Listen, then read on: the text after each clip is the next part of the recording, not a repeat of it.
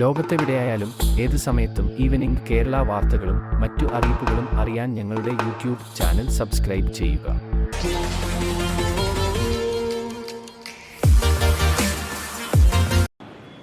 നമ്മൾ ഇന്നലെ FIR register ചെയ്തിട്ടേ ഉള്ളൂ.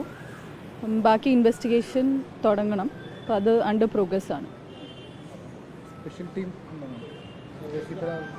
ഇല്ല, SHO ആണ് ഇൻവെസ്റ്റിഗേറ്റിംഗ് ഓഫീസർ. അപ്പം ACP സെൻട്രൽ സൂപ്പർവൈസ് ചെയ്യും.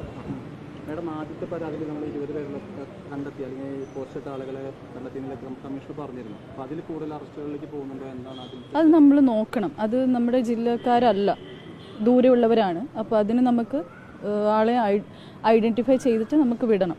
ഇപ്പോഴും ഇത്തരത്തിലുള്ള കമൻറ്റുകൾ അവരുടെ പോസ്റ്റ് കീഴിൽ വരുന്നുണ്ട്. അതിപ്പോൾ നമ്മൾ മോണിറ്റർ ചെയ്യുന്നുണ്ടോ ഇവരുടെ?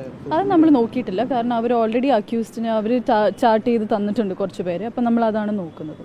ഇവരുടെ ഇയാളെ വിളിക്കുന്നത് ഉൾപ്പെടെ നിലവിലുള്ള പരാതി കൂടുതൽ വിശദമായി പരിശോധിച്ച ശേഷമായിരിക്കും. അതെ അതെ അതെ അതെ. ഹണി റോസിനെ ഇന്ന് മൊഴിയെടുക്കാൻ വിളിപ്പിക്കുന്നു. അത് നമ്മൾ നോക്കും. ബാക്കി ആളുകൾ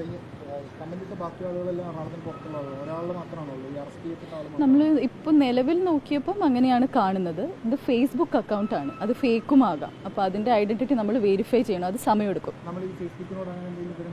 ചോദിച്ചിട്ടുണ്ട്.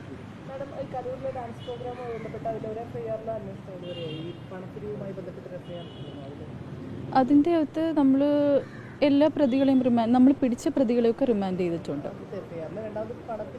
അത് നമ്മൾ നോക്കണം. കാരണം അത് ട്രാൻസാക്ഷൻസ് ഒക്കെ ട്രേസ് ചെയ്യാനുണ്ട്. അത് കുറേ നമ്മൾ ചെയ്യാനുണ്ട്. ഒരുപാട് പേര് പാർട്ടിസിപ്പേറ്റ് ചെയ്തതായതുകൊണ്ട് we have to look in to it. അത് നോക്കണം. അത് we are yet to verify. ഇല്ല ഇല്ല, അതെടുക്കും. എടുക്കേണ്ടതാണെങ്കിൽ എടുക്കും. ലോകത്തെവിടെയായാലും ഏത് സമയത്തും ഈവനിംഗ് കേരള വാർത്തകളും മറ്റു അറിയിപ്പുകളും അറിയാൻ ഞങ്ങളുടെ യൂട്യൂബ് ചാനൽ സബ്സ്ക്രൈബ് ചെയ്യുക.